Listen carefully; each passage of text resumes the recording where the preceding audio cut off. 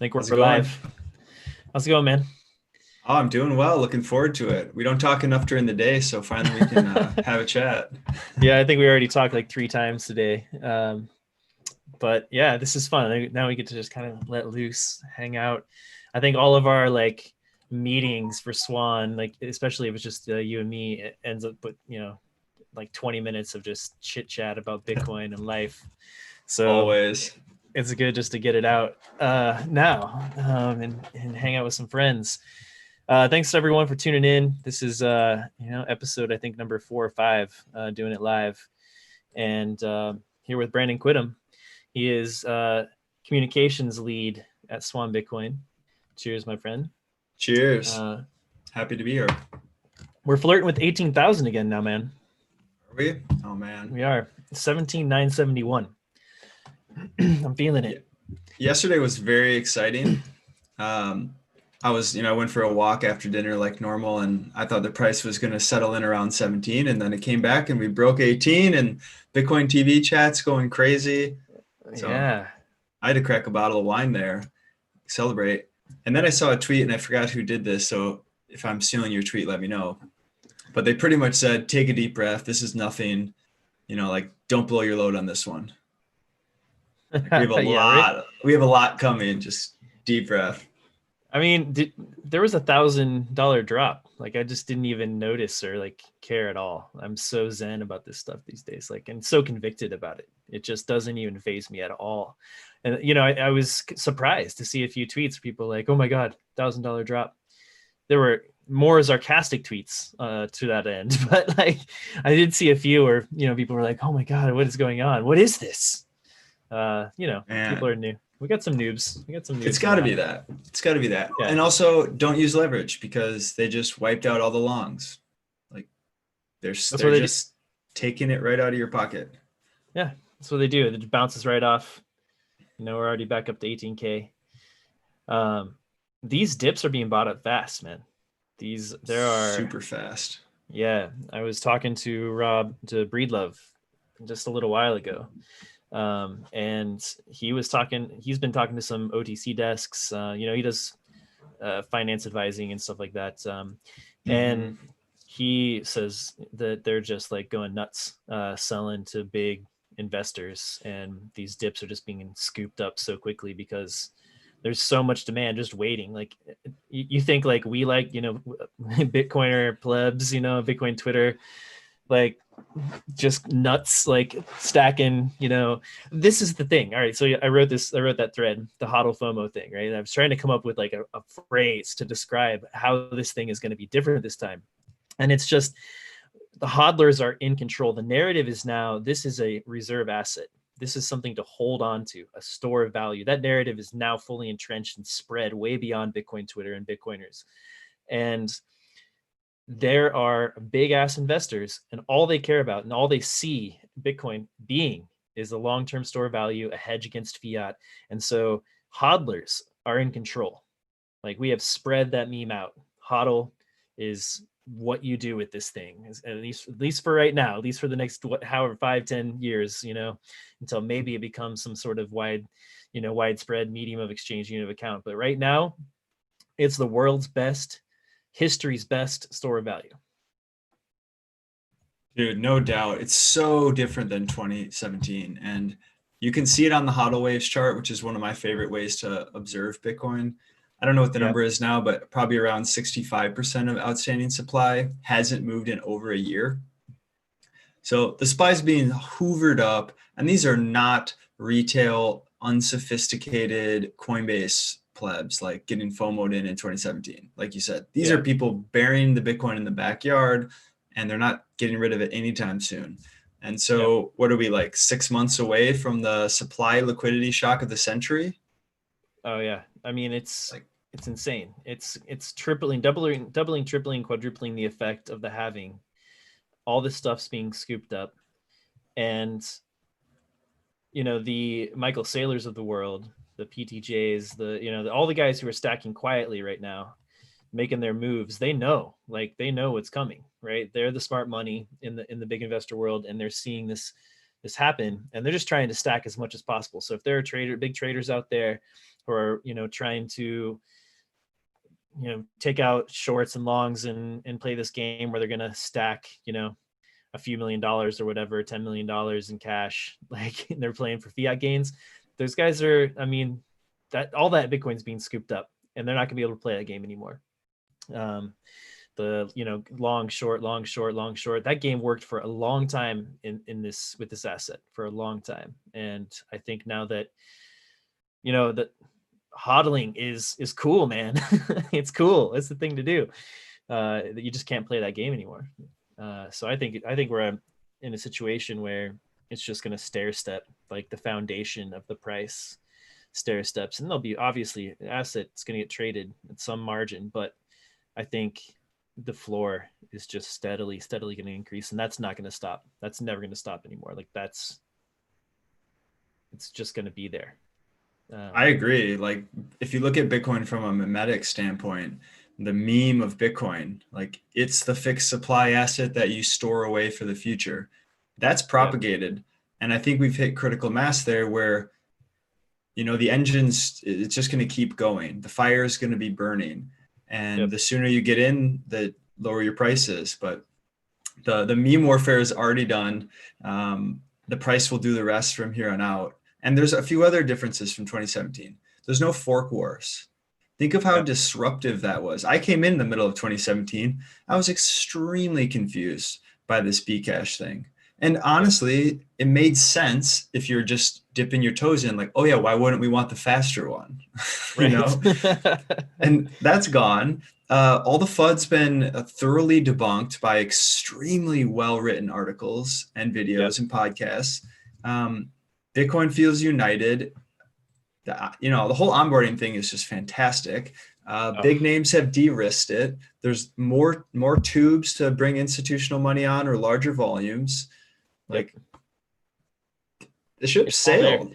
It's sailed. And we may have had to wait another cycle. Like we may have been in the hands of traders for another cycle here. But with this pandemic and with the reactions from central banks and governments to the pandemic, like it brought that forward. It's over. Like this, Bitcoin was sitting here with this story, with this narrative, just ready for this moment, right? And money printer go burr, and Bitcoin is here. Oh, well, okay, this is what we need. Great, I'll take some. It brought it forward. So I don't think that we're going to be in another cycle. I think like Sailor says, all your models are completely devastated, just destroyed, and Bitcoin goes to the moon. The models, like this thing is not a trading asset anymore. It's just accumulating, and it's not like gold. It can't be co-opted. So I think it's here. We have, as Bitcoiners, a big responsibility to educate, because it could go the way of gold, right? It's a lot more resistant to that fate, but it's not impossible for it to go that way. Yeah, I totally agree. Like, I guess the mental model that comes to mind here is explore versus exploit. Yeah. And throughout history, you can kind of see society going through periods of exploring versus exploiting. Individuals, like you read a book, you're exploring, you're learning, you're networking, you're exploring. And then you come up with a good idea and you're like, wow, I should make a business and exploit this opportunity. Right. And so from like 2010 until March 2020, our civilization, I'll speak primarily in the West here, our civilization was in pure exploit mode. We're like, we got it figured out. Let's just do it. And 2020 put that all on its head. It gave us a bunch of chaos and volatility. And now everyone from the ground up is forced to explore. Like, what am I going to do for work? Where am I going to hang out? What's the future look like? Everything's upended. And so what that brings is a tremendous amount of innovation, because everyone's forced to solve new problems. And so, yes, it's bad. Yes, there's hardship. Yes, I'm scared for our liberties, caveat. However, if we look long-term or zoom way out, this is going to be tremendously positive for the species, because humans don't really work hard or innovate or solve things until they're forced to. And the whole planet was forced to all at the same time. And now we have this thing Bitcoin that just sort of fits in perfectly as the puzzle piece that we needed at the right time, which feels divine in some weird way. And yeah, the question is, to your previous point, can we keep Bitcoin cypherpunk, or can we keep it in a way that it doesn't become overly gentrified to the point Right. where we lose the core values? Right. And on I think it was Princey's show with Michael Saylor. Is that what one it was? I don't know. One of the Michael The Saylor one episodes. with oh yeah, he did one solo, but they also did one recently with Jeff Booth. Oh, I think it was actually the one with Jeff Booth. And Yeah. what they were talking about is, should we go after a store of value, or should we go after anonymous payments, or should we go with a medium of exchange, right? Sort of fragmenting those three different paths. And okay, which one's the most valuable? Well, store of value is around $250 trillion market. Payments, they get squeezed. There's no margin there. Yep. Privacy, there's always a market, but it's small and it's extremely hostile to the state. And Yep. so if you want Bitcoin to win, I think you need to take that monetary share of the store value, and then you can expand, right? Like, let's Yep. entrench ourselves there. Let's make this thing too big to fail. And then the rest of the stuff is bonus. Yep. Like separating money from state, that's primary. Anything after that, we should work on, and I'm glad people do. But separating money from state's primary. Yeah, And no doubt. And I'm so glad that there was a group of Bitcoiners that, just stood their grounds on that front, because things were kind of tenuous for a while when there were, like there were a couple, Mike Hearn and Gavin Andreessen, who were basically, Gavin was handed the keys to the project by Satoshi. And both of them were really pushing to take this thing more into the P2P payments route, and build this thing out, build the protocol out to suit that. But yeah, I mean, the evil core devs that stood their ground and took over Bitcoin, co-opted it, and blocks. They all got hired by Blockstream, and Blockstream's conspiracy theory to make liquid to make liquid like this,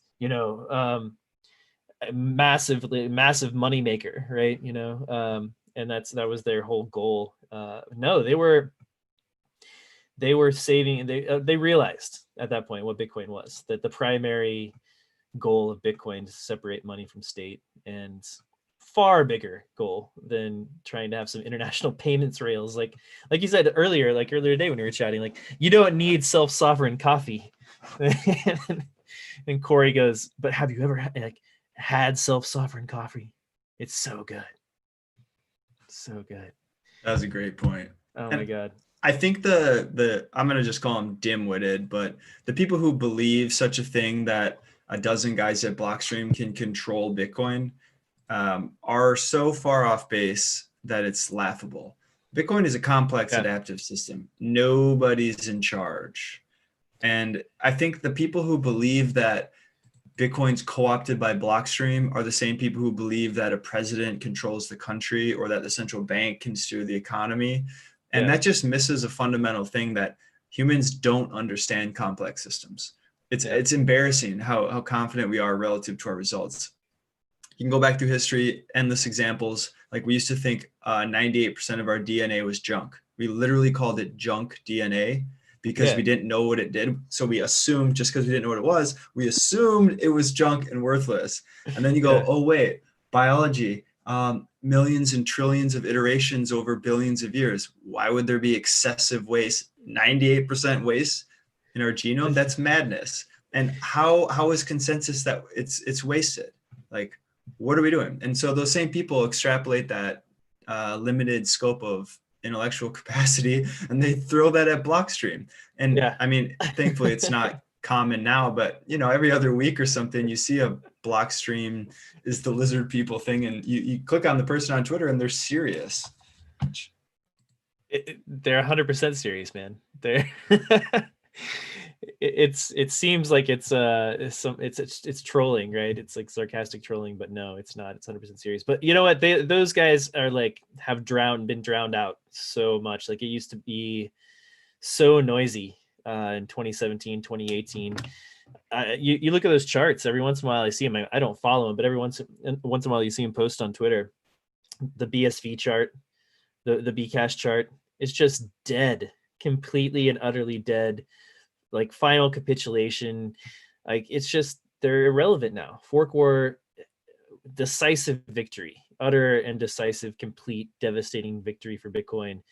The use case is a sovereign store of value, separation of money and state, and it's utterly clear. So yeah, that's the first step, right? Like this HODL FOMO run or cycle or whatever you want to call it is built on a wide, much more widespread trust in Bitcoin and much more clarity on its very specific use case on what it is here to do.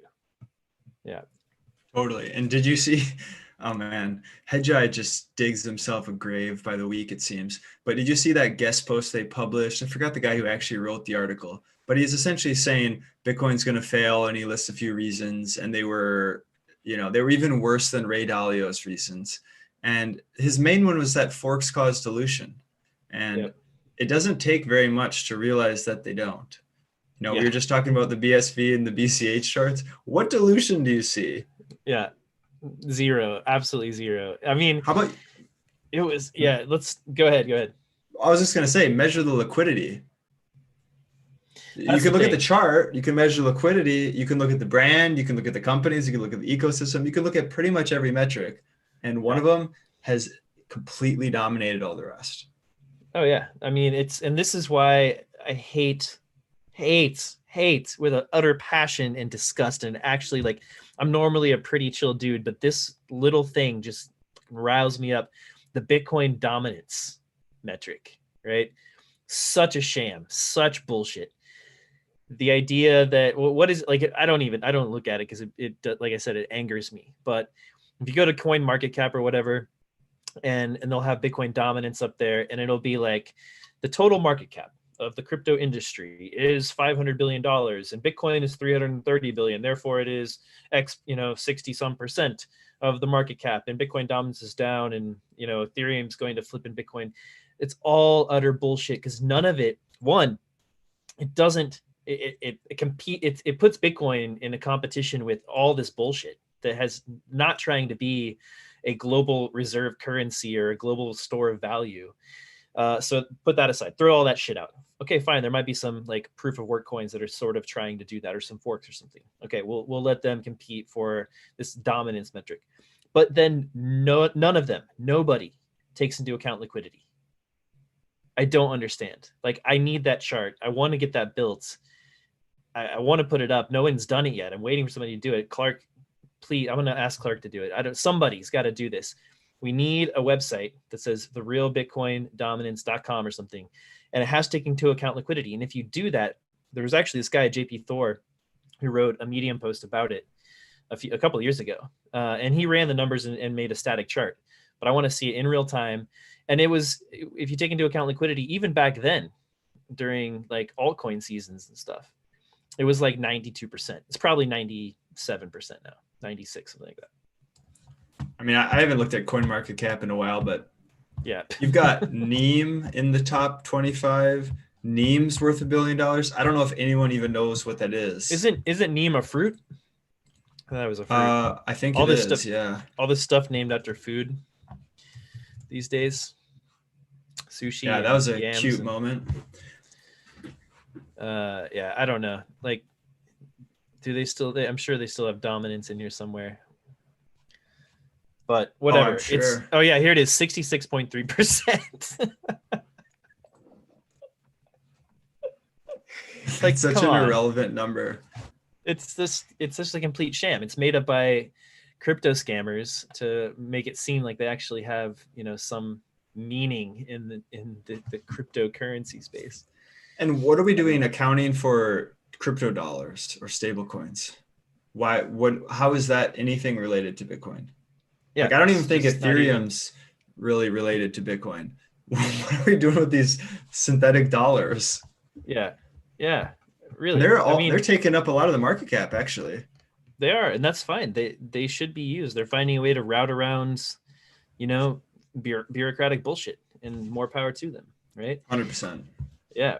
but it's not, doesn't have anything to do with Bitcoin. This is why Michael Saylor was right on that episode, Princey's pod with Jeff Booth. Like, why even try to force Bitcoin into to be a payment solution? Like, I love Lightning Network. I love the innovation happening there. It's beautiful work. And I think someday we will want to have smaller transactions, because, you know, the settlement layer, the base layer is just going to get, you know, larger and larger and larger transactions are going to be batched in together, right? So eventually Lightning's like not going to be coffee payments. It's going to be like, you know, larger payments that are too expensive to settle on this like massive global settlement network, right? There's going to be third, fourth layer solutions that are going to be payments and stuff. Like RGB Network, you know, is coming out with coins that are and tokens that you can, like NFTs and stuff that you can build on top of Lightning. So this is all emerging. This is the way networks are built. You know, this is the way networks are built in layers, protocols, and we're seeing it happen. We're seeing it emerge just like it did with the internet. And the open system won. I love to talk about this. I haven't talked about it for a while, but you know, the history of the internet and nerding out on the original protocol wars. There was this group of large companies led by IBM, and they put this protocol stack together called OSI, the Open Systems Initiative or something like that. And it was their 7-layer protocol stack for the internet. And meanwhile, during the years that this was being researched and refined and perfected, this little stack called TCP/IP, open source, actually a lot of it was built out of the University of Minnesota, and they just open sourced, and the people started using it and building the internet. And by the time this OSI released their like perfect solution, their privatized perfect solution, it was over. Another perfect example of trying to engineer a complex adaptive system in one go. That's not possible. It has to be incremental, and you have to start with the most fundamental base part of the protocol, and then you grow from there. It's actually so elegant when it finally clicks for people, when they understand Bitcoin. Its beauty is in the simplicity, right? Mm-hmm. It does the thing it does better than anything else, and by monopolizing that little piece of the stack, it guarantees dominance. And then great, now we can do our best to leverage the assurances that the base layer gives us and try to extend that trustlessness up the stack, which Lightning Network does a fantastic job. And then there'll be other things that don't have the same properties, but we're fine with the trade-offs, because there's always that threat of running a node, self-custody, you know, taking my Bitcoin out. And all we need is that threat. We don't need to flex. We don't need to flex on the system all the time. We just need to let them know that we're there and we're willing to push back. So don't fuck with us. Yeah. Yeah. I mean, that's why I love this, the proof of keys day, you know, like that's a great tradition that Bitcoiners should honor and continue every January 3rd, which is the birthday of Bitcoin, the Genesis block. And it was started by Trace Mayer, who has now fallen from heaven as a disgraced shitcoiner. I assume at some point he's going to resurface. I don't know. I do think about him every once in a while and wonder, you know, what happened to Trace. But it was a good initiative, and we should definitely keep it going.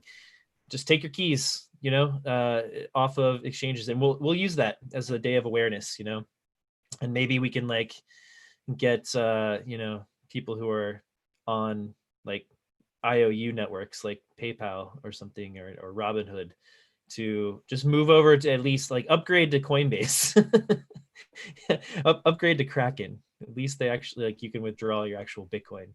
Totally. So yeah, I think you make a good point though. And what's interesting about proof of keys is it was launched in a bear market. And in a bear market, there's no noise. It's a dense community hardening each other. And that's when we upgrade. That's when we run nodes. That's when we get our multi-sig and all that stuff sorted. The new people figure that out. What's proof of keys going to be like in January when Bitcoin's like 25K and people are losing their minds?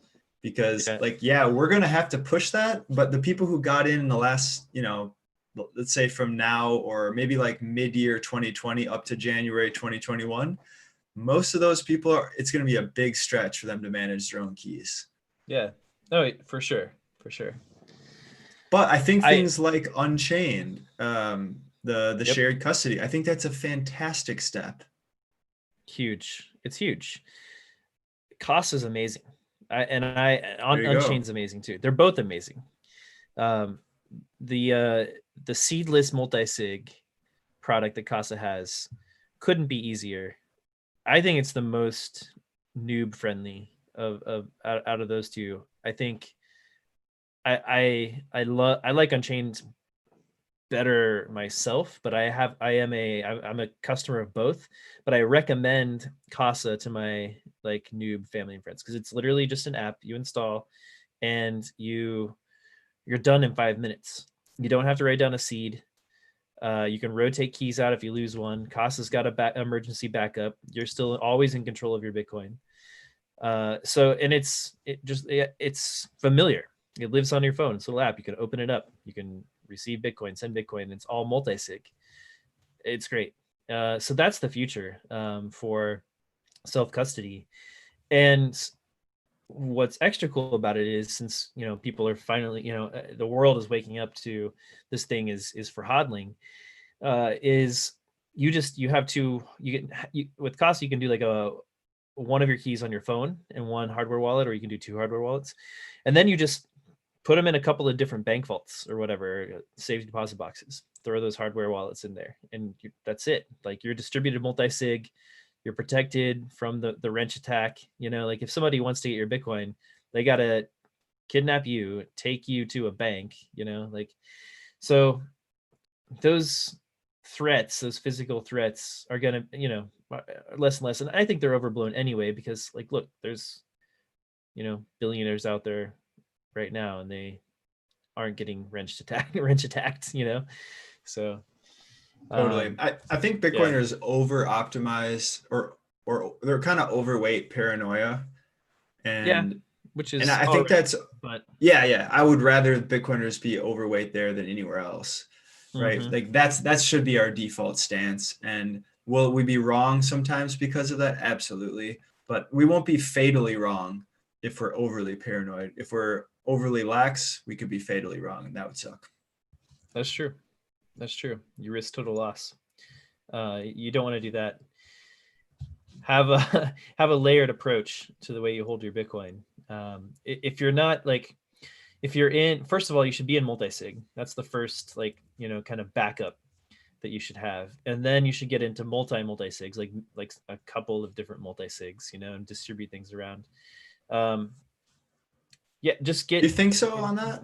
I'm torn on that because it increases complexity, and I feel like you increase the risk of self-failure. I feel like just a single multi-sig is almost like the best trade-off between security and convenience. I think any more complex than that, I don't know. I hear that. I think if you go one Casa and one Unchained setup, because they're both really simple, I feel like I don't think it's overly complex. I think one is great. Like that's fine. But I like the arbitrage between two different companies.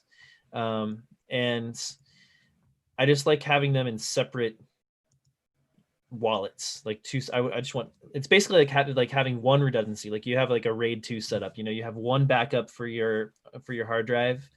And that's usually good enough, right? So if you have like multi-sig, which I think will become basically the norm, the default, right? Like that's what everyone's going to have at some point, because services will make it easy, and it's way better than using a single hardware wallet because you have redundancy and keys. But I think adding another similar service is basically the same as having a multi-sig. So it's like a multi-sig basically, but just two of them. That's sort of where I've decided to land at, and that's what I'm doing now. So that makes sense. Yeah. And I guess the distributing risk between two companies, I think that's probably the most attractive thing that you just mentioned. Although I do trust both companies. It would be a bummer, I do right? too, but you mitigate it. Shit happens or something. I don't know. Yeah. 100%. Speaking of proof of keys, it's kind of a nice, it's a nice religious tradition. You know, it's Yeah, just one of the Bitcoin holidays. We got to go through the thing. And um, I think religions are important for society. I sort of made a 180 on this in my life. I grew up in a Lutheran church, you know, do the thing, memorize the thing, go to church every week. yeah, And I was half bought in, as I think as much as most kids are. And then I yeah. became a militant atheist for 5 some years. Um, Sounds familiar. then I may or may not have smoked some DMT, and that changed. However, after now I've sort of synthesized the two. I don't think I don't really get much out of it myself in any personal sense. However, however, from a society sense, I think that religions serve a fundamental purpose that's extremely useful. You know, it does create some social fabric. It gives people hope when their life sucks. It does all these generally positive things, also negative things, but now we don't really have religion, right? It's the least religious time in the Western history. And so we come up with our own gods. We have capitalism, and we have how many followers do we have in, you know, postmodernism, and what political team we're on and whatever. And so Yeah, Bitcoin does fill that hole, that gaping religion size hole. And that's okay, right? The Bitcoin religion seems to be striking a chord in a lot of people, myself included. Um, and so, yeah, this is great, right? There's new rules, there's new social norms. You can participate or don't. yeah, Um, Even though people call us like tribalistic, dogmatic, like that's true. But also, there's tremendous different sects inside Bitcoin. We don't all get along. We bite each other's head off on Twitter every single week. And it's so, if true. people think it's like this utopian tribe thing, they're crazy. And what's interesting about this, Ethereum used to be the utopian rainbow tribe. And now, as they get a little bit bigger, it starts to matter. They're actually making decisions. They're becoming very tribal, and they have their own brand of ETH maxis or ETH tards or whatever we want to call them. And they're Yeah, having all kinds of infighting. And the recent bug was like, whoa, okay, maybe you shouldn't have attacked Bitcoin for being this way, because you're going to want to adopt these principles if you're going to survive. yeah, yeah. Bitcoin. So there is this what feels like okay, there's a couple of levels to the Bitcoin religiosity. Like one, there's this personal level, right? Of all like of personal change that Bitcoin inspires. Like it's not just it's the truth. It's sound money. It's like what money really should be. It's the realigning of the incentives of your life, right? From this like manipulated, like short-term thinking, fiat world sort of behavior that you're incentivized into being complicit with. Um, and being like, oh, so this is how it's actually supposed to be, and this is how money actually aligns your incentives with thoughtful work, like being able to use your time in the way that you choose. So like you might have to do some work for a while that you don't necessarily you wouldn't be your top choice, right? But you work hard, you put some money away, you create value for the community, for the economy, and then you don't have that wealth, that time eroded and stolen from you.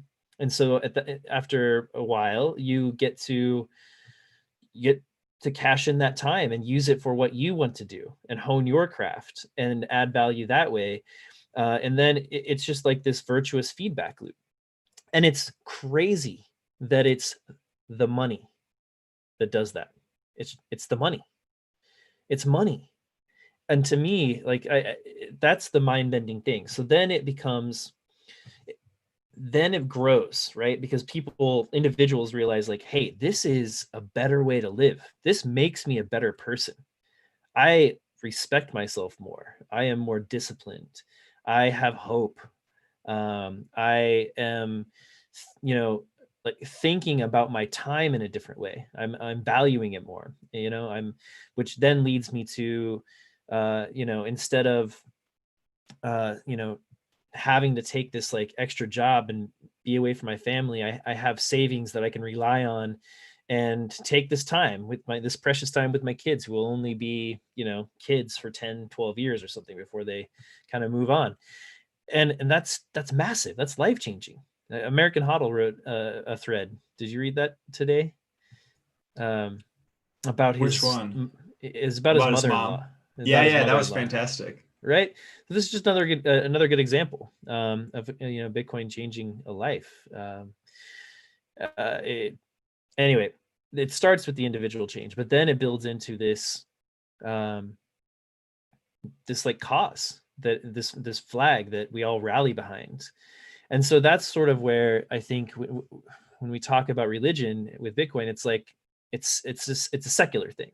It's a cause that we're rallying behind, and that we all a shared belief, right? That this is something that will make us better people, and will be beneficial to our community if we can spread it. 100%, man. I think this is a weird point for people outside of Bitcoin. I have a lot of, let's say my college buddies who they all own Bitcoin now because I've badgered them for years. Yeah. But which we talked about earlier today. Yeah. However, if I told them that it's kind of like this secular religion and there's all this weird personal change Yeah. I observe in other people, they're going to find that to be insane.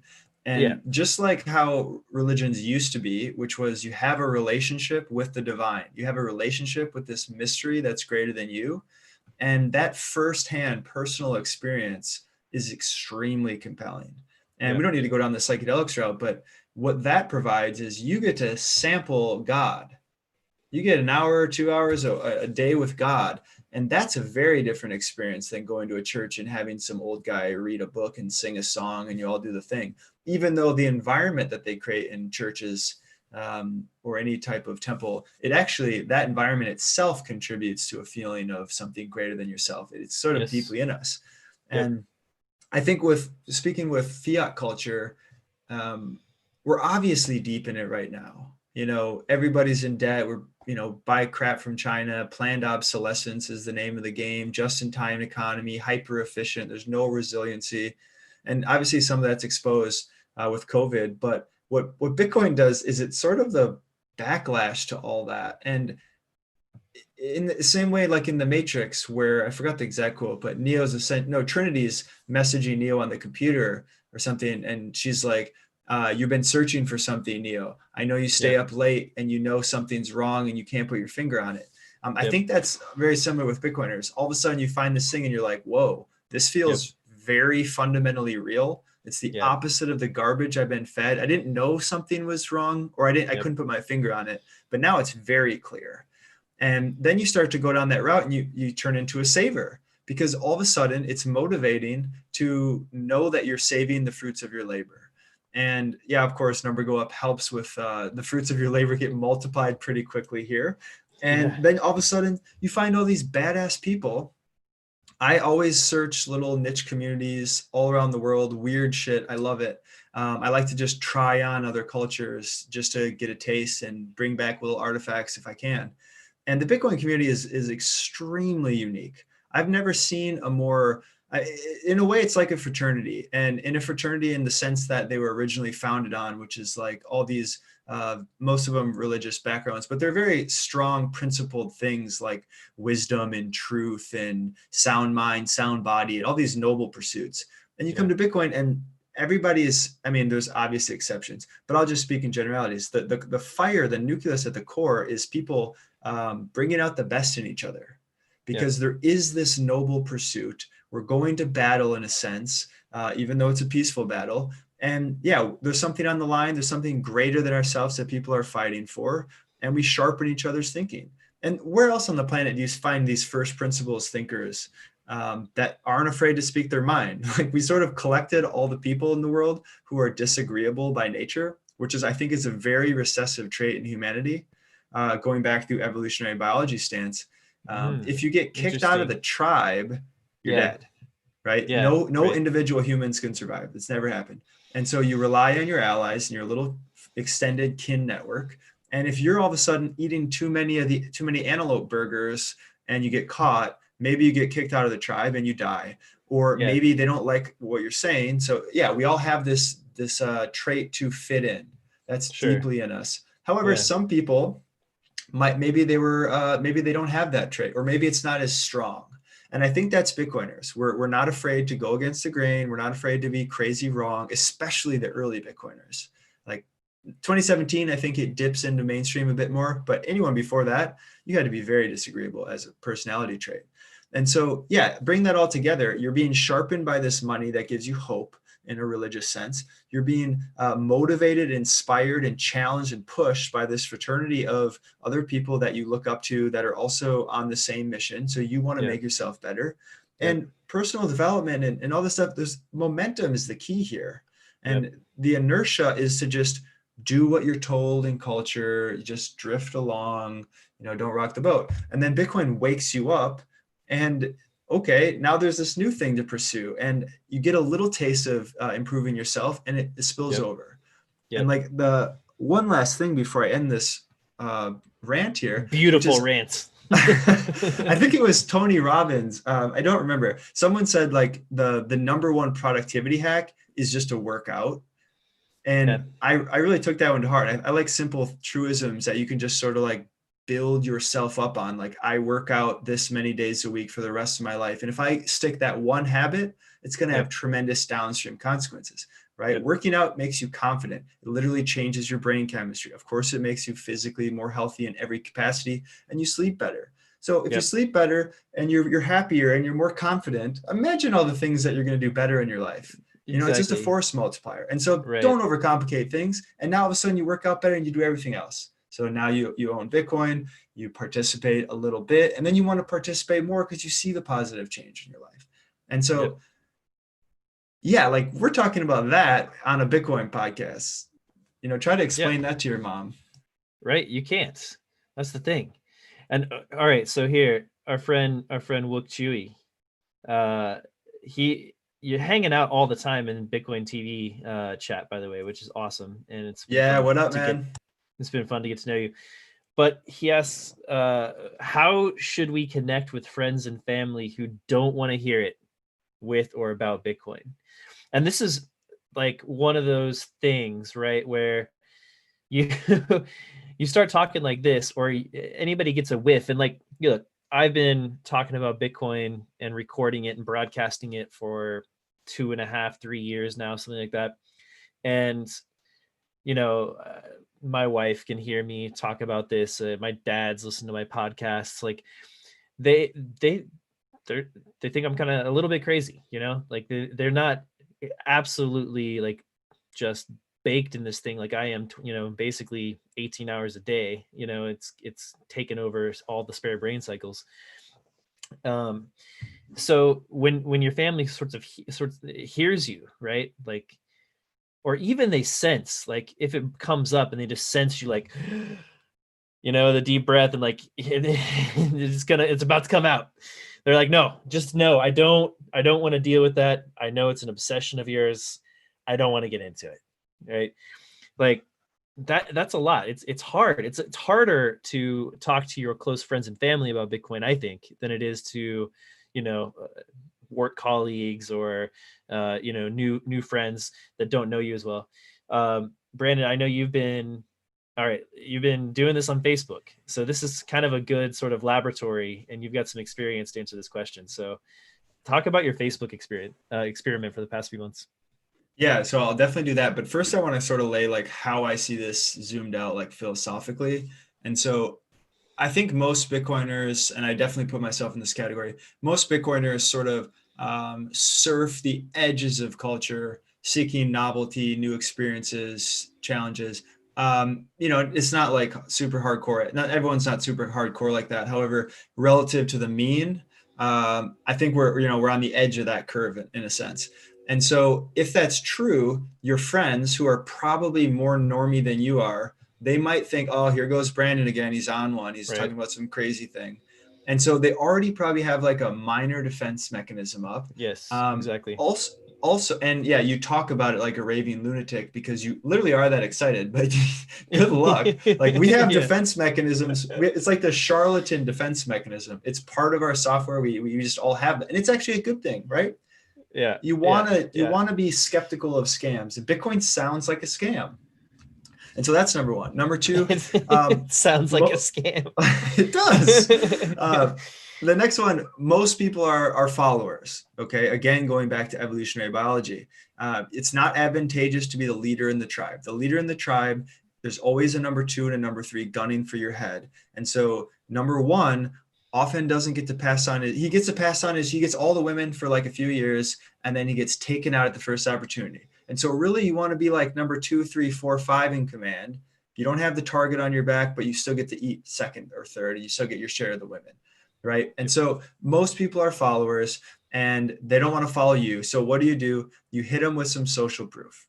And so I think this is the most important thing to do to convince Bitcoiners. Like as soon as Jack Dorsey is buying Bitcoin, going back to now the Facebook things, I was posting for, I don't know, off and on I'd go like a month every day or every other day. And then I'd be like, I'm not getting much engagement. And then I'll come back whenever. And all of a sudden with like Jack Dorsey and Paul Tudor Jones and any of these big names, all of a sudden people are trying to buy. The price is 3 times higher than when I was telling them it was a good time. They don't care. All they want to know is other people are smart and they're doing it. And that's also a defense mechanism. We can't know everything about everything. So we outsource our thinking to who we deem as experts and people we trust. So Jack Dorsey's smart, he did it, so I must do it. And so play with that, experiment with that. And, don't take my word for it. Look over here. And I actually created a project with another guy here in Minneapolis, Mike Glassnap, called BitcoinersAnonymous.com. We went hard for a few months, and then now I'm finding it hard to spend time on it. But Chewy, you can go to BitcoinersAnonymous.com. There's probably 50 to 100 profiles and famous people quotes. It's severely outdated, but leverage that. So that's sort of my strategy now, is social proof, headlines. And every once in a while I'll go hard, but it's honestly the snarky stuff that works the best. It's like, hey, Bitcoiners, the next big thing, plan accordingly. Or, hey, remember in 2017 when it went up a lot? It's going to do it again. Yeah. Stuff like that. Like you got to meet them on their level. So think back to the beginning. Most Bitcoiners, who put this on Twitter? It was an image where it was like, oh, you think we're lucky? 500 hours of podcasts, stacking sats for 3 years, or whatever the thing was. But it's true. We're all Bitcoin junkies. And so it's hard to relate for normies, and you got to speak their language. Yeah, we are junkies. This is all we want to do with our time. And it's a good thing. This is why it goes back to being like a religion though, right? Like it's sort of like, I've known actual junkies in my life, in several different ways, different capacities.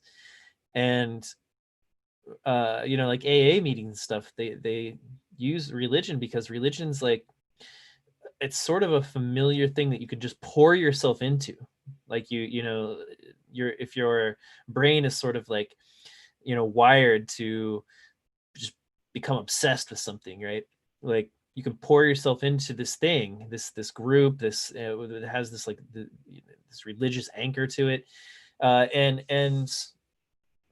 basically find a way to kind of pour that energy into a positive sort of bucket instead of a negative one, right?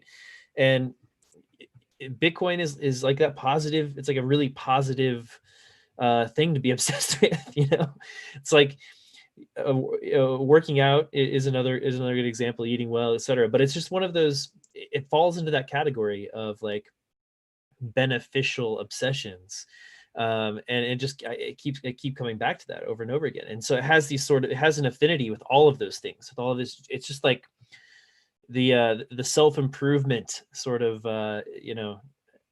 just, I guess, like ethos. It fits into all of that stuff. It's part of it. So there's all these little tangential sort of communities that come out of Bitcoin, and a lot of them are like, other ways to improve your life, right? You have this like motivation now. You've like found Bitcoin. You have this motivation to think longer term, et cetera, from this fundamental change in the way that you think about money and your time. And so here's other ways, here's other hacks, here's other things that you can do. And there's the carnivores, and there's people are exercising, people who are like going absolutely minimalist, like Spartan lifestyles, like selling off all of their worldly goods and just really thinking about themselves and you know, just letting go of the fiat just stuff, you know, the world of stuff. um it's all related to that. It's part of that goodness. It's good. Bitcoin is good. It's It fundamentally good. is. It's Yeah. very good. It's a positive force for every level. Like you can fractal this out from individual to small group to family to nation state to planet to species. It's all good. And you know, there is a moral case for Bitcoin. And I was thinking about this the other day. I was talking to Breedlove about it actually, because he hits on morality a lot. I think someone needs to write an article called "The Moral Case for Bitcoin," just playing on I like that. VJ's bullish case. Yeah. And think there's so many good examples here. And I'm not fully formed in my thoughts, but like for example, is it morally justified that the central bank or the government shadow taxes everyone with inflation? I don't think so. You know, Yeah. is it morally good that people don't know they have to work 30 to 50% longer to get the amount of savings that they thought they earned? I don't think so. And right, you can just go down that list and it's very morally sound to own Bitcoin. And I think what's interesting about that is we have a tendency to just circle jerk inside the community with our content. And I'm very guilty of this. However, I think it's important that we're we doing branch it out right now. big time. Yeah, this will convince absolutely no No, one that Bitcoin is a good thing. this is This is just propaganda. this is for the circle. That's right. However, the moral case for Bitcoin, that's something my mom would understand. You're not talking about economics. You're talking about what's just and right and good in the world. And so whoever is listening, please write that article. Don't make me do it. I'd have to do some research on that one. But one other point I was going to mention was, about AA, just kind of an aside. So Yeah. the guy who created it, Bill Wilson, he cured his own alcoholism through LSD therapy. And most people don't know that. And then he created AA, and then he combined it with religion. And it was sort of like him trying to create a process that was sort of similar to how he did it, but he replaced LSD with religion, which I Interesting. think is an interesting No tool. idea about this. Yeah, most people don't, although you can Google it and it's pretty easy to read about. However, Yeah. they're not going to mention that at your local AA meeting. Yeah. But I think what it does, how those two sort of act as substitutes, is they give you a glimpse into something greater than yourself. And I Yeah. think that humans actually need that. Otherwise, we have a tendency to be neurotic and selfish and anxious and sort of the antisocial tendencies. And so whether that's family works great. I think people who delay families later in life, they have a little bit less life satisfaction. Even though they have more freedom and more disposable income and they can do more, they still have a little bit less fulfillment, which I think is interesting. Bitcoin provides that. Your tribe or your your country or whatever also provides that. And so, yeah, just a funny aside. Yeah, man. I watched this documentary this week about, God, what was it called? I gotta remember the name of it. But I'm not going to.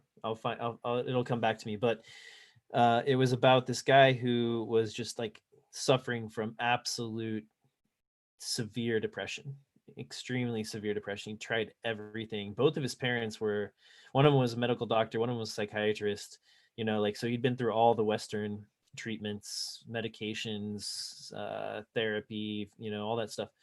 And just nothing was working. He just like lost all emotion and just was completely empty. And it was, you know, like just listening to talk about it was terrible. He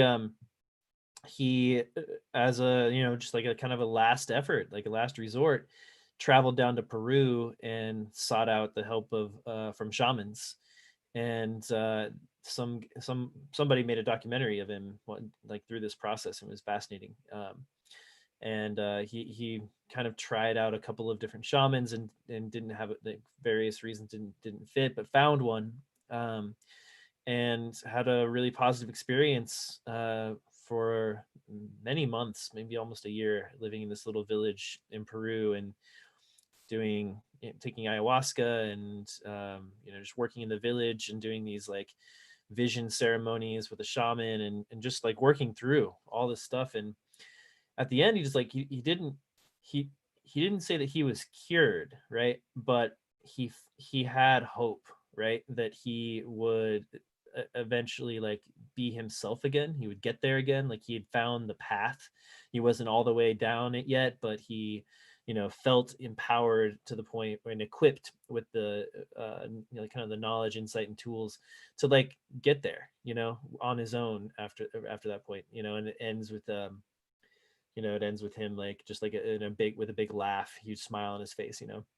Um, it's this is something that I've been, I have just like like I mentioned earlier, like I've had, I've also had a lot of experience or contact with like mental health issues in kind of my circle of my community, and uh, this this is fascinating. I mean, this is something that you have studied and know about, and it's fascinating to me. And I'd like to go like let's talk more about it. Like, what is the current state of using psychedelics as mental health therapies in the Western world right now? Like, I know things are changing pretty fast. What's the latest?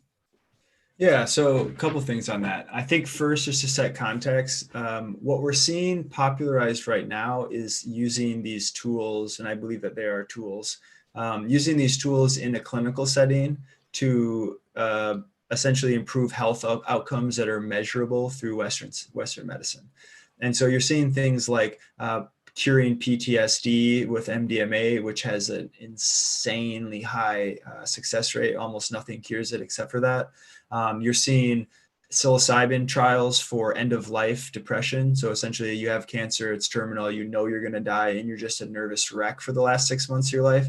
Or you eat mushrooms at the place and all of a sudden you have a nice outlook and you die in peace. Everyone's happy and family. What a gift that is. And so you're seeing a handful of those different medical applications, which is great.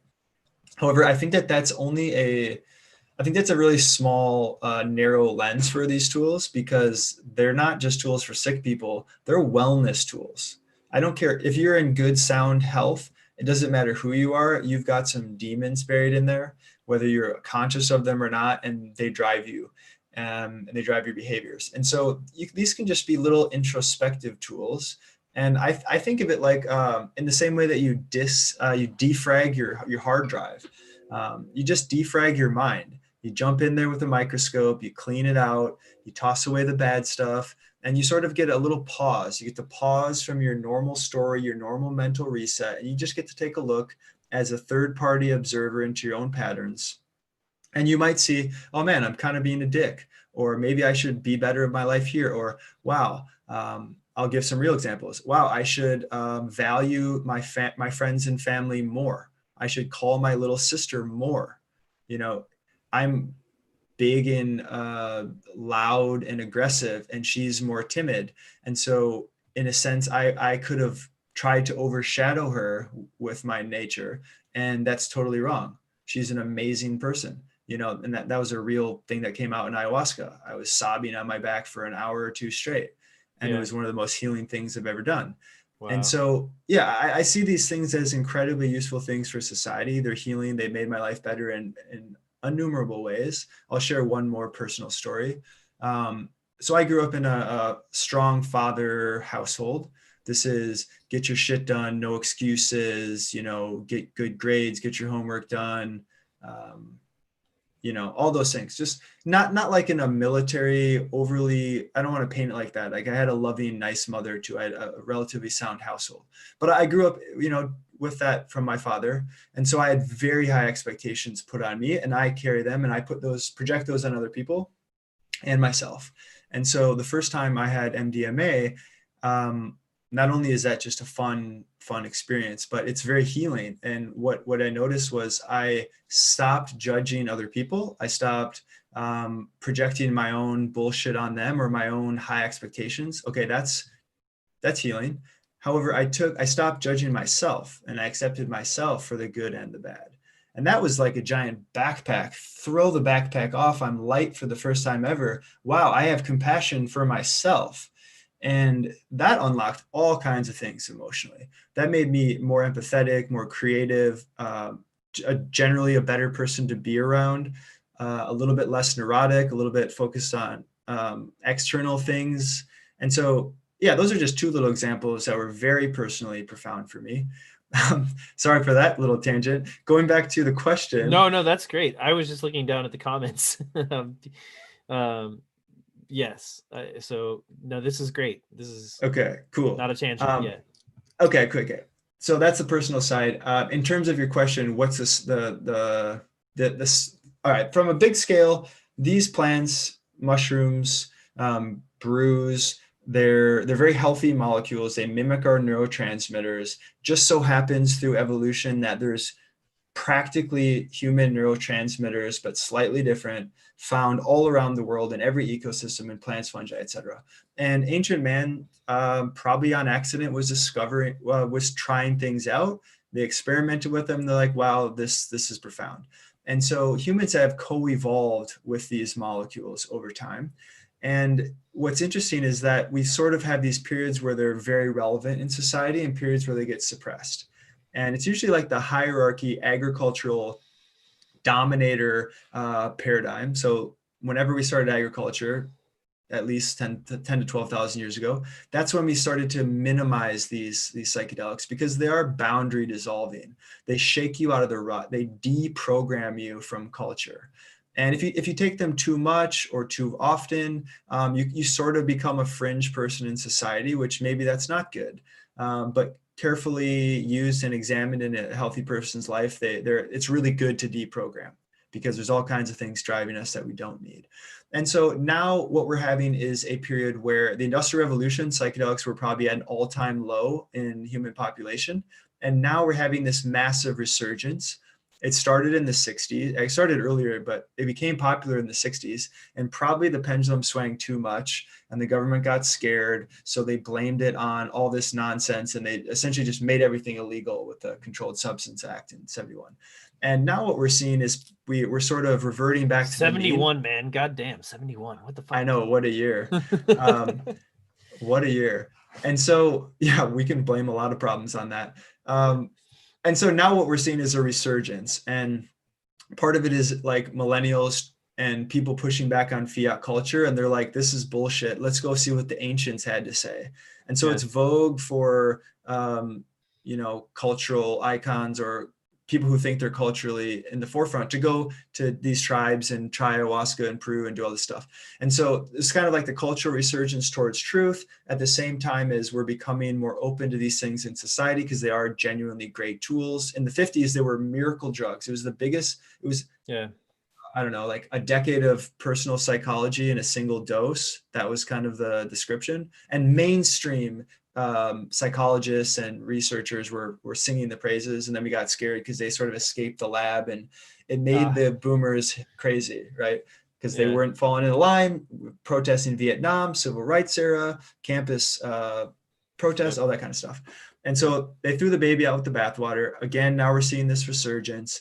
And yeah, we're seeing, I don't know how many states just passed it, like 5 or so states passed either medicinal or recreational use of psychedelics, including Washington, D.C., Oregon, and then some cities did too, like Denver and Oakland. All plants are decriminalized. And, Portugal has done this and with great success. And from a high level, we should be treating people with drug addiction, slight tangent, drug addiction should be treated as a mental health problem or a public health problem. It shouldn't be a criminal act. People who are addicted to things are sick and we should treat them that way. And so, we should be decriminalizing all drugs, and the penalty should be, hey, why don't you talk to someone who understands your problems and let's try to get you back on track. Or we can throw you in jail and then the corporations can hire you for 50 cents an hour to make widgets, right? That's essentially what we're doing right now with the drug laws. They're free labor and also very racist. And so, I think these are amazing tools. Like you said, it's a big industry. Massive industry. I'll pause there. That was a lot. No, man, no, it's okay. You need to get a drink though. I understand. No, this is good though. We should keep going. Like, this is what I wanted to get out of you, because you have so much like knowledge here. and so, thought so much about it. And you've done so many Bitcoin podcasts, and you and I have had so many Bitcoin conversations, and that episode that you, me, and Valis did, that was 2.5 hour conversation. We started kind of touching on all this stuff. Fantastic, by the way. If whoever's listening, like, go find this 2-part episode. It was a collaboration with me and John's podcast, the Citizen Bitcoin and Bitcoin Rapid Fire podcast, and me, John, and Brandon talked for 2.5, 3 hours and split it up on the 2 pods. Look back in the archive, citizenbitcoin.org. Such a good conversation, and we touched on a lot of things, but we didn't really dive deep into this. We sort of skirted over it, and this is totally cool, man. Like, this is one of the kind of directions I want to take this podcast, like, especially now that I'm doing Swan Signal Live, which is very much focused on Bitcoin and economics. And we're not going to get in discussions about, psychedelics on that podcast. And in Swan Lounge, which is also, just kind of hang out, but it's a Bitcoin focused podcast. I kind of want to steer this more towards something that I've been wanting to do, or have a podcast that I would like to have in my life for a long time, which is talking to Bitcoiners more about, like, things other than Bitcoin, other things they're interested in, because I find that Bitcoiners have curious minds, right? That, you're curious enough to kind of pursue this thing to its depths, to follow this rabbit down the hole. And so most Bitcoiners I've found have other rabbits that they've chased in their lives, and it's just fascinating to hear about them. So yeah, I think it's really promising, that we're sort of moving back, like, the establishment, I guess, is kind of moving back toward accepting these as useful treatments. I wonder, do you think that we will sort of have that same kind of reaction that we had last time, sort of the escape the lab, throw the baby out with the bathwater kind of thing? Or do you think that we're sort of like easing back in? We have a little bit longer memory now, and we'll find a way to integrate this in with society? Yeah, good question. I think it's hard to say, but this does feel a bit more sustainable than the 60s. So if we put ourselves back in that time, we just finished World War II. We have Pax Americana. This is the strong nuclear family, low inequality, leave it to Beaver. The dad works, the mom figures out how to make microwave dinners, and it's a very sterile environment. Okay, and the boomers were born in that period, which also is the first turning. Then the boomers grow up, they come of age, and they go, wow, culture is morally bankrupt. It's boring. There's no edge. There's no culture.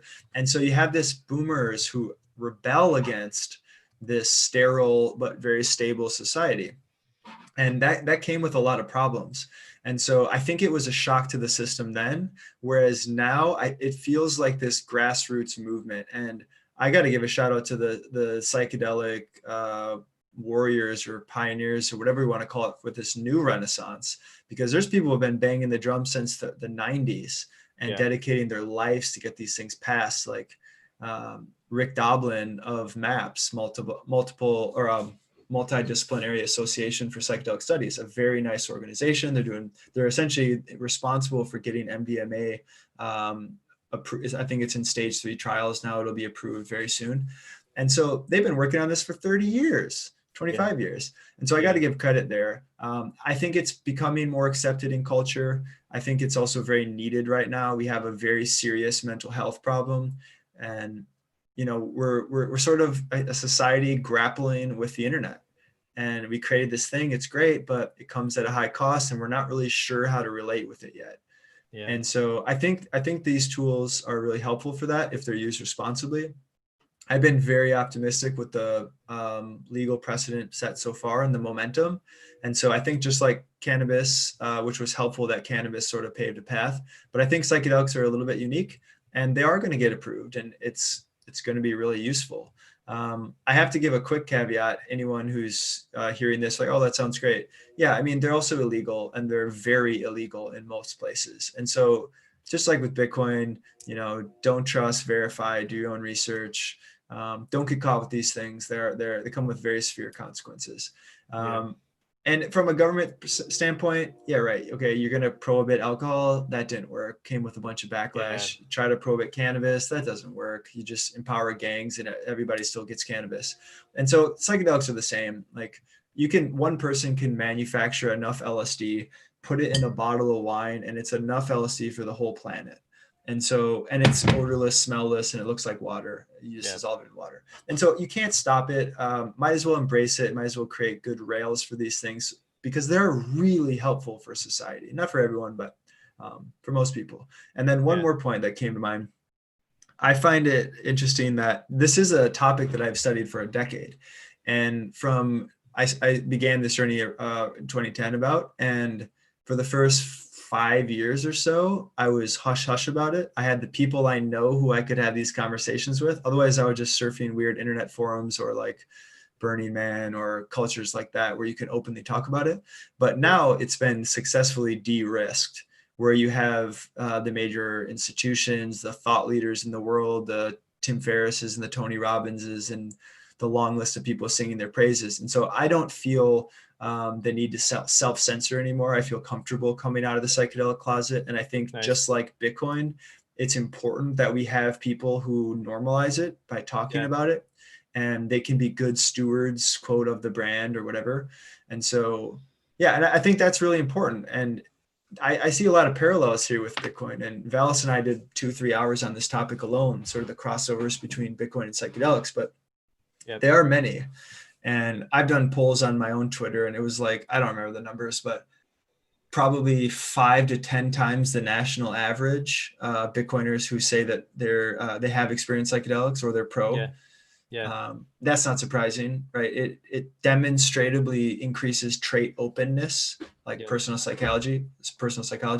And so, yeah, it literally makes you more open to new experiences. And I think with Yep. Bitcoin, you bump into it, you're like, it looks like a scam. I'm just going to confirm my own bias. It doesn't fit the mold. It's stupid. However, if you're a little bit more open-minded and curious, you might go, well, it doesn't seem to make sense, but it keeps going up. Maybe I should figure out why. Even though everyone around me is telling it's crazy, I'm still disagreeable enough to try it. And then you Right. go, holy shit, I found the truth. Yeah. Yeah. Yeah.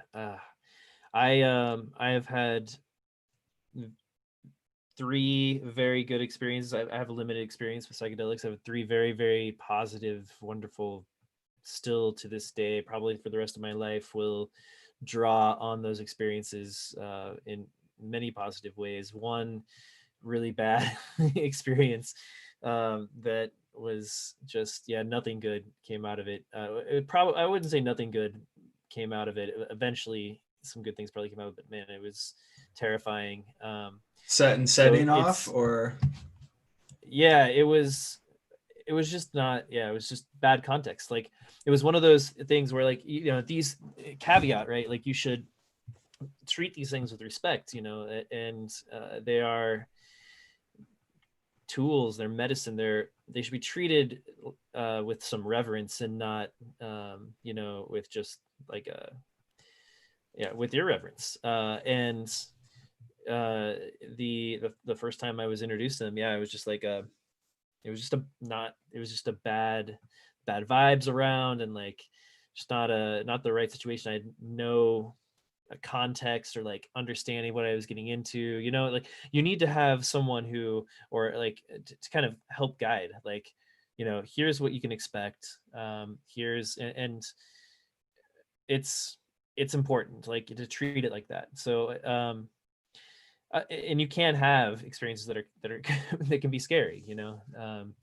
So you just, it's something just to be aware of. But after that, you know, I was with a friend who this friend reminds me a lot of you. You remind me a lot of him in a lot of ways, but also in this way where he was kind of very well like educated and experienced with these things, and was sort of my guide, you know. It was like, look, these things can really help, and I think, you know, I know you really well, and I think I can help you in particular with these tools. And yeah, absolutely 100% believer in the power of psychedelics as a way to heal your mind and have lifelong consequences.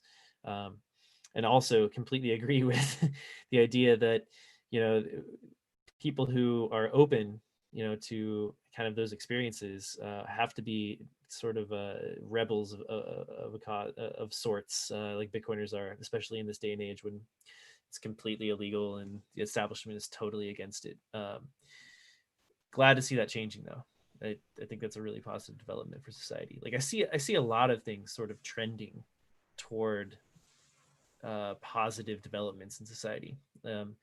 You know, the fourth turning thesis about how like things sort of in this fourth turning get really chaotic, right? And things get kind of torn down, and then there's this rebirth in that cycle, and you can kind of feel all of that sort of building up right now, and these challenges to the establishment coming out and sort of building up and uniting together, and this rebirth feels imminent, but it's not like it's not. You can tell that we're not. It's not right around the corner, like but you can feel like it's kind of at the beginning of it, right? Yeah, I totally agree with that. And I'll touch on that in a second, but I want to bring up something you mentioned there, which is set and setting, Yeah. which is just a common phrase. It's a good rule of thumb with psychedelics, which is you need to manage your set and your setting. Your setting's easy. What's your environment? So a good environment would be small group or by yourself, probably a small group if you're getting started, comfortable space. You know, you're not at a party, you're not at a bar, you're only with people you trust. In nature is really nice. You don't have logistics. Turn your phone off, shut your computer, just focus on the experience, be present. So that's your setting. Your set is what you bring to the table. So what is your emotional state at that moment? Did you get a good night's sleep? Are you super angry about something, right? Like avoid those things. Come into it with a good mind. I think a great way is to go to a yoga class, come home, eat a nice lunch, and then start. And so find what works for you. There's a lot of good research online, but I think those are important. Yep. Yeah. And then also, yeah, less is more also. Like there's a tendency for some percentage of people where they have a powerful experience. They find out some hidden truths, some insight, some novelty that blows their mind. And they come back to the well every week to get a little more, to get a little bit more. But the experience itself is just the beginning. The experience is simply giving you a pile of lessons. Here's some feedback. Here's some ideas. And then the work happens the next day, the next week, the next month, when you're showed something important, and then you're supposed to integrate that into your life. Otherwise, you're just taking a look at it and you don't change your life. It doesn't matter. You just become a bliss junkie. Same type of thing with surfers and mountain climbers and skydivers. You just go back for the rush every time, rather than use these tools to their highest purpose. And I'm not against recreational use either. If you want to go on a hiking trip or a camping trip and eat some mushrooms with your friends and just have fun and bond, that's also fantastic, and I support that. Yeah, so that's that. Regarding the fourth turning, and you sort of feel this change, but we don't really feel like we're close to the end. I completely agree. In the paper I wrote, I think it's probably another decade until we get out of this. However, I assume a climax is probably within 3 to 5 years, 3 to 7 years, but 3 to 5 would be my guess. And so I think we're going to have laddering or accelerating chaos or volatility from here. Like COVID started, now we're going to deal with the financial aspect, the lockdown stuff. I think it's just going to keep piling up, and then we'll blow off the top, and then we'll sort of rebuild. And it's really hard to predict what that could be. It would be pointless for me to even name things, but the American Civil War feels the most likely, and that's probably the most scary outcome. But to not go there, you can read about that. But what I'm optimistic about on a Bitcoin podcast, and I'm assuming we're probably not going to go that much longer, so I'd love to bring this up, which is when we rebuild and all these fourth turnings, we're essentially redoing the exterior world. We're redoing all the institutions. And at the end, in the middle of the 40s, I guess 30s and 40s, we came up with all kinds of things, these societal structural membranes that sort of make society work better. And in the 30s and 40s, this is Social Security, this is pensions, this is unemployment insurance, the IMF, World Bank, NATO, Bretton Woods, the list goes on. And all those things were unprecedented even 5-10 years earlier. And so if you're trying to predict it, don't track a linear plot line from today to 10 years out and try to guess it. It's not going to be like that. It's going to be volatile. And so who knows what's going to come? But what I'm optimistic about is that we do need strong institutions, that there's a high demand for order, high demand for these institutions. And okay, we're going to try a central bank digital currency. We're going to probably slash student loans. We're going to probably give some UBI. There's going to be all kinds of stuff tried. But Bitcoin actually plugs in here extremely well. And I think that's the thing that I need to do a little bit more exploring on.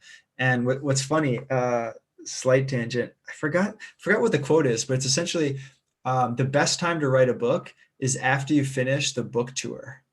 Meaning you wrote the book, you go talk about it, because then you actually realize what the point of your book was and what you were trying to say all along. And it's clear because you've had it refined through feedback. And so I don't think if I would rewrite the Fourth Journey article now, the crescendo would be building up Bitcoin as this institution, not just like a no-brainer money and whatever. And so I might have to flesh that out a little bit more, but it is this very sturdy thing that we can architect around. And it is the order that we need. And the financial markets are going to be batshit crazy until we literally start over. And so Bitcoin's a perfect start over. And if we just feel, it's our job is just to usher people into the life raft, make sure their life jacket's on for proof of keys day, and just follow the steps. And we also have a lot of power to decide as, let's say, a decentralized marketing team. We can do our best to get the right people on the life raft, which I think is kind of an interesting responsibility. That's why I feel compelled to evangelize to friends and family and less so to some asshole I met in high school. Like, I'm not going to go out of my way for that guy, but friends and family I care about. And so, like, get people on the life raft and let's see if we can't make this Bitcoin institution be a foundational thing for the upcoming American high, the first turning, let's say in 2030. And let's make it that Bitcoin renaissance, as you like to say. I think that's entirely possible. I absolutely think it's possible. I think it's probable. It comes to, the money is the foundational institution of civilization, right? And we have not throughout history ever had a money that has not been corruptible. And if you corrupt the money, you corrupt the society, you corrupt the order, you corrupt the civilization. You introduce, as we were talking about last week with Breedlove, you introduce entropy into the system, right? And disorder. To get down to the economics, on the economic side, it's the function of price, like the price signals. Price is it communicates what is necessary, what is wanted across time and space. And you need to be able to, like, that signal is super important. And the fidelity of that signal is incredibly important. So if you start fucking with that, then you're fucking with the base layer of the society, and it has all those trickle down effects. So you have to start with a good money. So this gives us a chance to actually build a long-term sustainable society, because there have been periods of human history, relatively short periods, where you've had a relatively incorruptible, or not, a relatively uncorrupted money, and we've seen like very clear evidence that that's good for society. And I'm working on a piece right now, that's titled "The Dawn of the Bitcoin Renaissance," after the tagline of this podcast. And I'm looking into those periods of time where we've had solid, sound money standards for many decades. There's some periods where it's been even up to close to a century, but it always inevitably ends up getting fucked. A lot of times because the central authorities need money to fund wars or some other, like massively expensive, usually ego driven like quest. So this gives us a chance to actually build something from the ground up. So this is what's interesting to me, right? That we have like a chance to have something to break out of these fundamental human cycles. Because if these human cycles, these civilizational societal cycles, have been driven by human nature, uh, but it's been driven by human nature in the context of a civilization that is like the base protocol is fucked up. It's not as pure as it could be. What does human nature look like and the cycles of human nature look like in a world where we have a base protocol of civilization that's, actually reliable? Like, does that actually then, I mean, we're still going to be human. I'm not saying like this is going to be some utopia where we're going to solve all fucking human problems and like hate's going to go away and like, like whatever. Like, we're still going to be humans, but does it bring out the best in us more often than the corrupted base layer tends to bring out the worst in us more often? And what does that world look like? Does that break us out of these cycles? Yeah, that's super interesting. I mean, my initial reaction is that there's still going to be that curve, that wave through society as we there's periods of stagnation, there's periods of acceleration, or you can think of it like a wave. However, it's not going to be linear, right? Yeah. But like, what does it look like with the root layer of society being 100x improvement out of any monetary system in the past? And the only way I can think about this is through analogy. And the things I think about is it's like building a stronger foundation or inventing steel, where we now have the ability to build much higher because our foundation is sound. It's just a force multiplier on society. Just like Right. if you get a good night's sleep, everything you do the next day, you do better. If your money's good, everything downstream of commerce and incentives and human Right. trust and coordination and Yes. organization, literally society, Yep. gets downstream positive effects. And what I struggle with is like, yeah, okay, society will have to transition. I anticipate generations prior to whatever before we actually see the peak of what this is possible, right? What's going to come from this. And so it's really so hard for me to understand, is society going to radically shift? Or is Right. it just going to be like a 2% human growth that's a little bit more consistent because we have creative destruction, capital is Right. allocated more efficiently, it optimizes for the right people to get the money better, and it depoliticizes it decreases corruption in the money. So theoretically it maximizes human capability. And I think our entire economy, and again, back to complex adaptive systems, no one can manage or even understand this thing. We can just poke at it with a stick and do our best. But it's pretty clear to me that most people's creative energy is completely wasted. Yep. Most of the jobs that humans do, we can automate away. Yep. Most of the jobs that we can't automate away are maybe still not that useful. And so I just see, and then there's all these people who are locked out of the global economy who can't even participate because they're in invisible lines that say in the US says you can't participate because you're in Iran or whatever. The best web developer in the world can't make my website because he grew up in the wrong country. That's fucking mad. So I see it as a force multiplier on society and unlocking human creativity, both bringing new people online and then also freeing up more time and energy for people who are extremely smart, but they're wasting their time in ad tech, manipulating the rest of the Yep. society because it pays well. Like, Yeah. theoretically, we're going to channel human creativity in a way that is unfathomable compared to our distorted, murky fog of war, Exactly. short-termism It's nonsense. it's such an insidious effect. Like, we just don't we can't. I mean, even sitting here, we can't understand the effect that corrupted money has on us as individuals or society. We just can't. It's impossible to know because we're in the midst of it.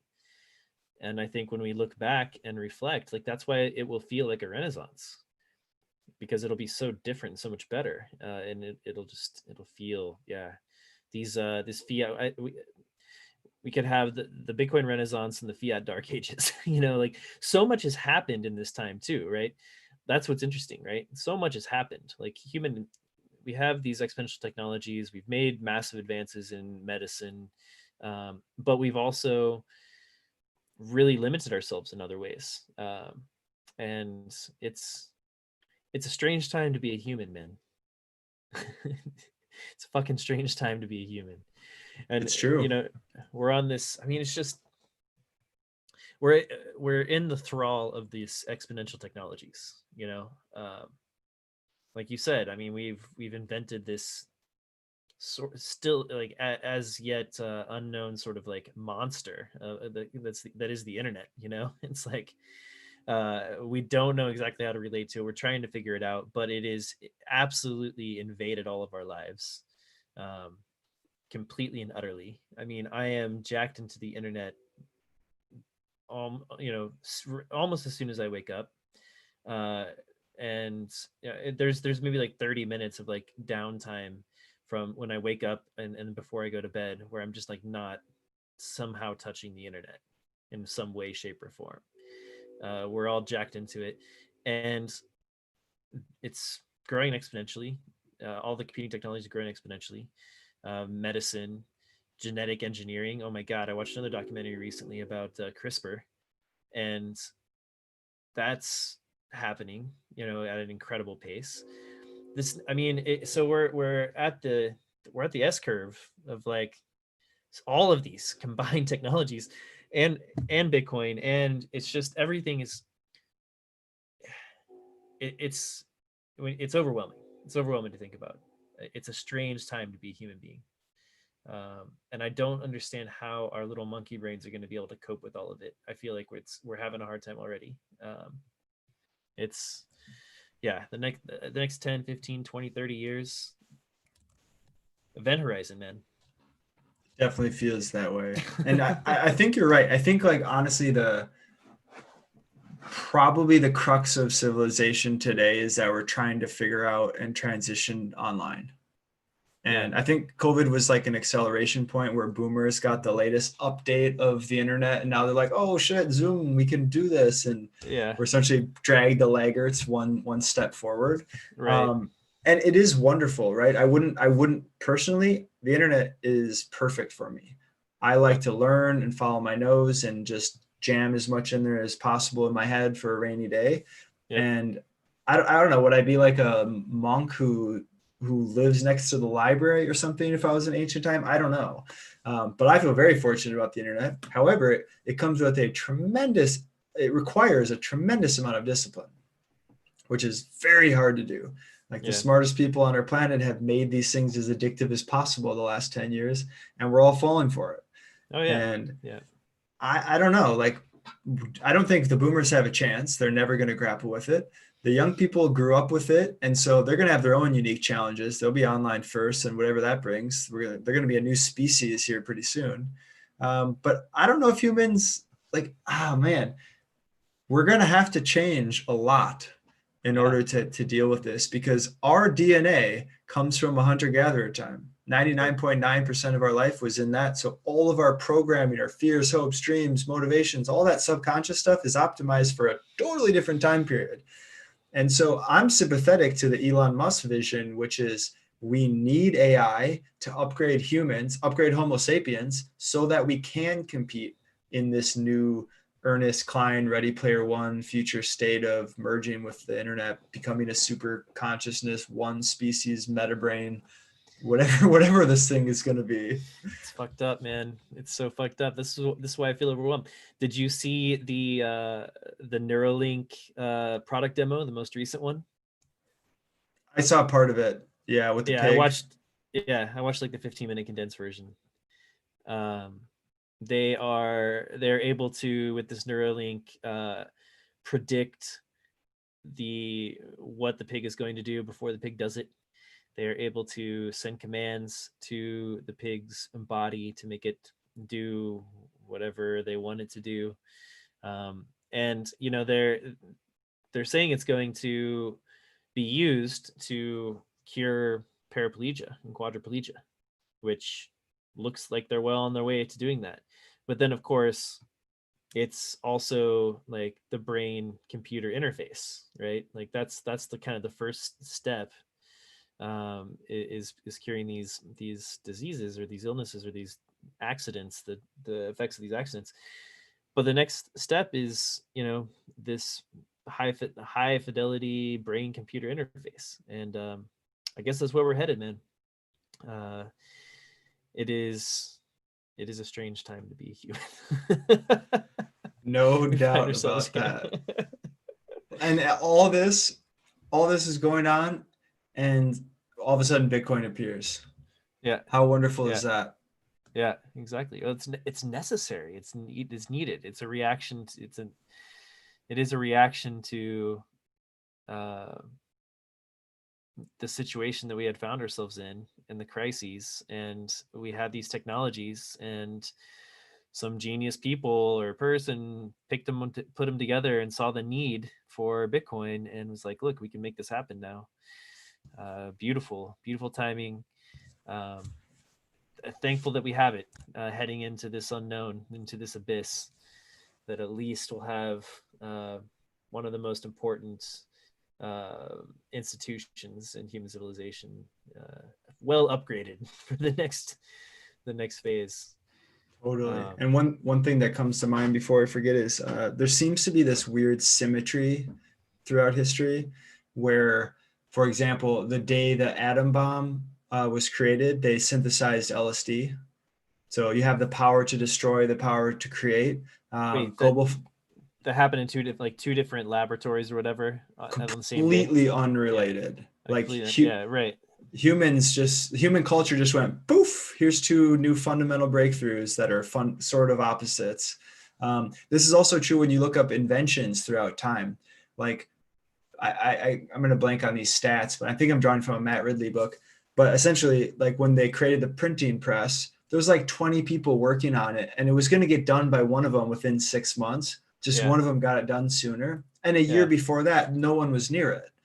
And so it's like the culture, the society, like global financial crisis, and outcomes the solution.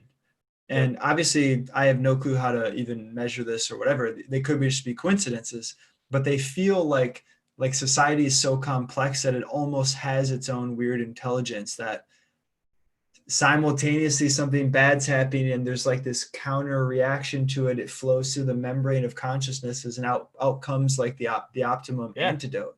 makes And it sort sense. of is like guide rails where you don't want to have too much power too fast. You want to govern it. We want to grow by like 1% compounding for the rest of Yeah, humanity. And that's all we need to colonize the stars eventually.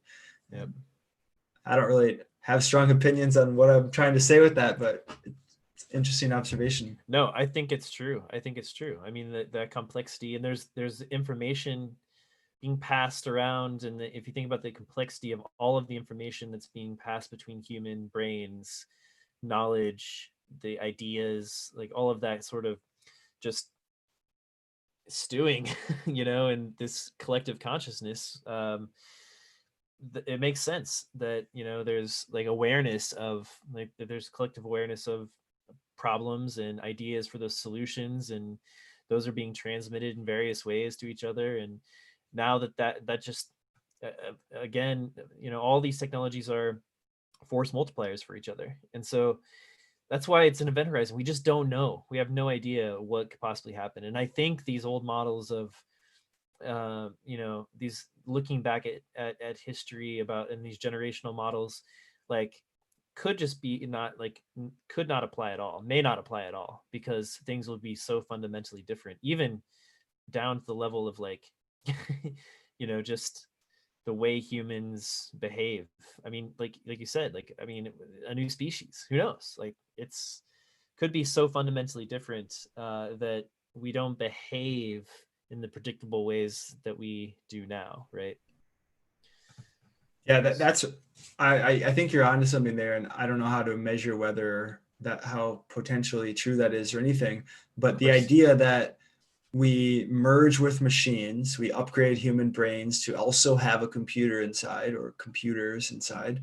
whether that's to extend our sensory perception or just to process information better or store information, record what we see, whatever, just sort of upgrade ourselves.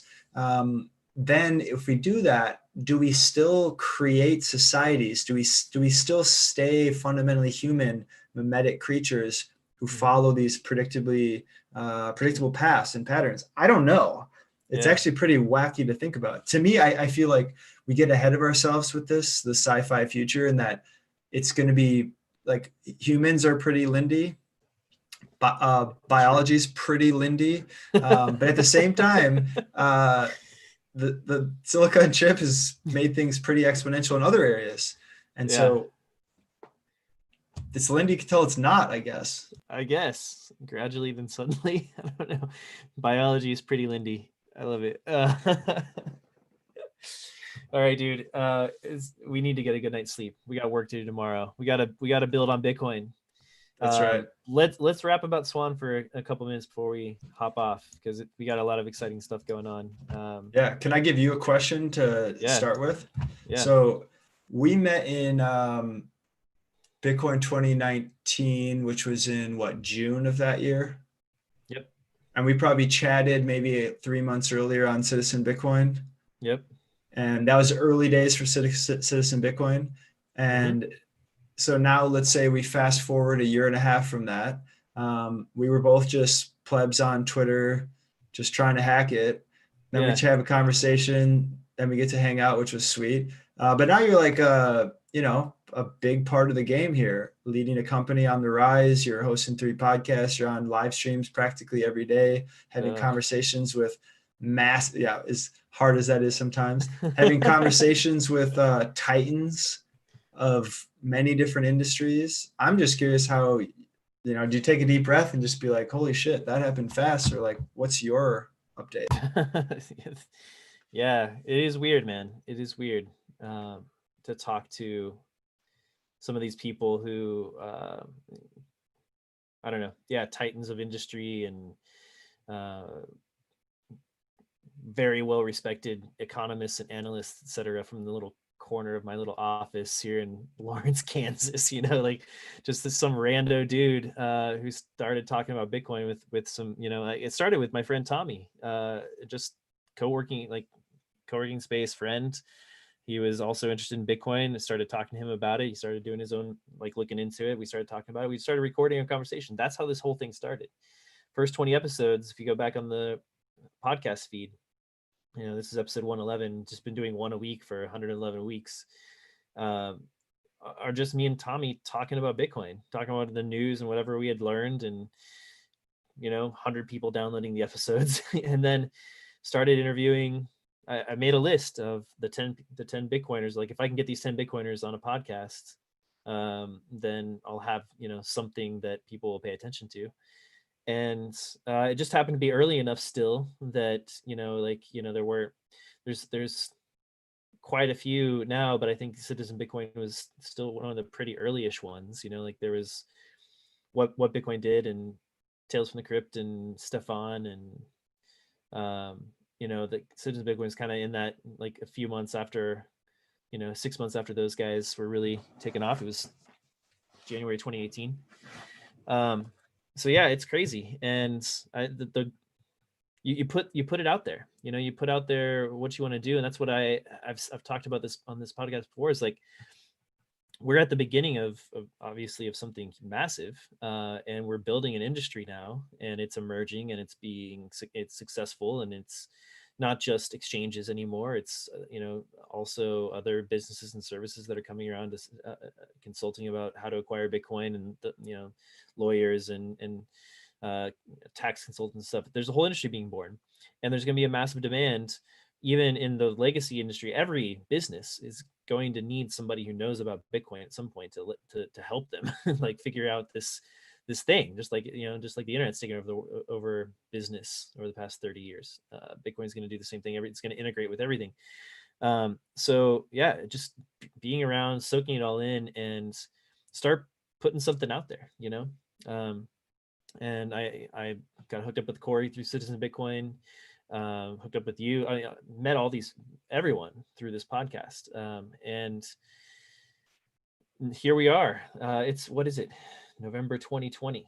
So that was January 2018. It hasn't even been 3 years since this podcast started. And here we are. We haven't, just really get to come to work on something that I really am obviously passionate about, but also with some amazing people, super smart people, really good people. This team is amazing. Yeah, I just love getting, like we kind of started out at the top of this podcast saying, like, I get to work closely with you every day, which is fantastic. And, you and I just end up chatting about life for like 20 minutes. We have to, like, all right, we have work to do. We really need to get to work, because it's just like good peoples, good peoples and doing good stuff. So I'm super bullish on Swan, super bullish on Bitcoiners. Yeah, it's surreal. It's surreal. It's been quite a 2.5, almost 3 years now. It's been crazy. Love it, Love it man. though. Yeah. Yeah, thanks for sharing. And I totally agree with that. I don't think I felt this much alignment in my life. There's periods where, like, I'm at 50, I'm 80% aligned here, or I'm only 50%, whatever, I'm getting by.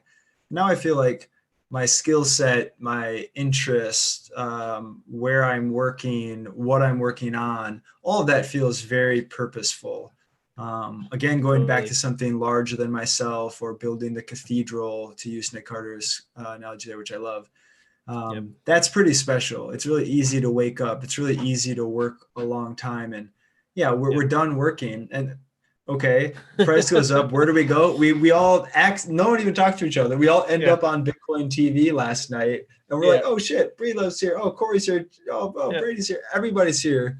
Yeah. And we can't get enough. And so I feel very fortunate to spend my time in this space. And yeah, you're a big part of that. So I appreciate it, man. Likewise, man. Likewise. We have really, like, we launched Swan late March. I think it was March 31st. And we have been building hard. We've been marketing hard. I think everyone knows, like, all the Bitcoiners know who Swan is now. We've got the referral program is really kind of taking off. The numbers are, starting to really ramp up. And the product is really falling into place. Like, it's really awesome to see Jan Pritzker and Jorn Ruder and Gigi, and then Andrew, who's behind the scenes. But that squad who's building out the product are incredible. And we have a new flow that's going up. So the sign up flow is sick. I think it's the best user experience to sign up to buy Bitcoin in the industry. It's like Cash App quality, just user experience. It's amazing. That's going to be rolling out, if it's not already rolled out, like in the next day or two. We've got daily buys set up. We've got buy now, smash buys in there. We're in New York. We have wire transfers coming in. So, like, the product's like basically complete now. Like, the V1 is finally there. Like, we started March 31st, kind of been in beta this whole time. Where, like, V1 is here, and I'm just so excited about that. It's perfect timing. Like, the rocket ship's about to take off for this next cycle. It's gonna be a wild time, man. Wild time. And we're gonna get to be here and just talk about it. And all you guys listening who are still here for like 2 hours later are the hardcore, like Chewy's still hanging out in there. Towers Comics is in there. MG Smith, I see you all the time, like, hanging out in the chat too. Jeff, like, I went in and actually dropped in this link in the Bitcoin TV chat, because I'm like, hey guys, Brandon and I are hanging out over here. You should come hang out. Nice. And so that's where they're all. We're gonna be going through it all together. All right. So Bitcoin TV, we got big plans for that too. We just launched that. It's another cool thing that's happening at Swan. So we're building that out. Bricky and I have big plans for it, and we're gonna get to go through it all together. It's gonna be so much fun. It's gonna be awesome, dude. Yeah, and I was thinking about this. Like, Bitcoin has these cycles. I gotta shout out AKS 74S. I don't know what that. And you guys, you and Towers keep going back and forth with these numbers, 6 and 0.0008. I got to get the story on that. I see it all the time. Anyway, proceed. Yeah, well, what I was going to say, well, I do want to know what that is. So give us some plain English to catch us up to speed if you can, guys.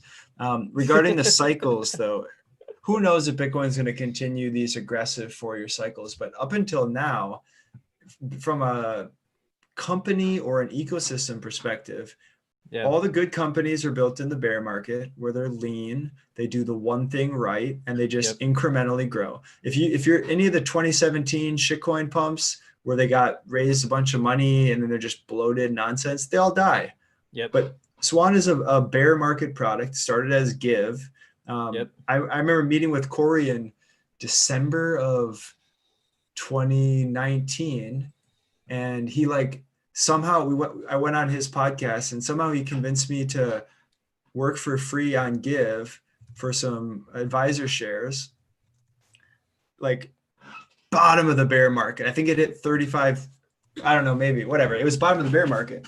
And now we have this foundation and starting extremely lean, like very bootstrappy, and got to give Corey credit for this, assembling this team, paying people under market rate to work on something we love and assembling a bunch of all-stars.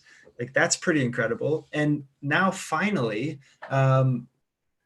we're seeing the customers and the increase in the bull market come on. And now we have this machine to onboard people as easily as possible. It's also the right product for all the new people. You set it up once, you conservatively pick your dollar amount, and you just hit go.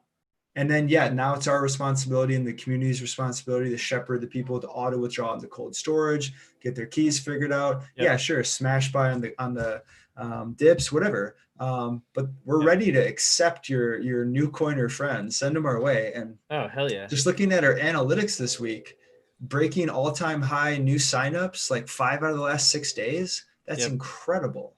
Yeah, it is. It's Swan amazing. Number go up, and big time.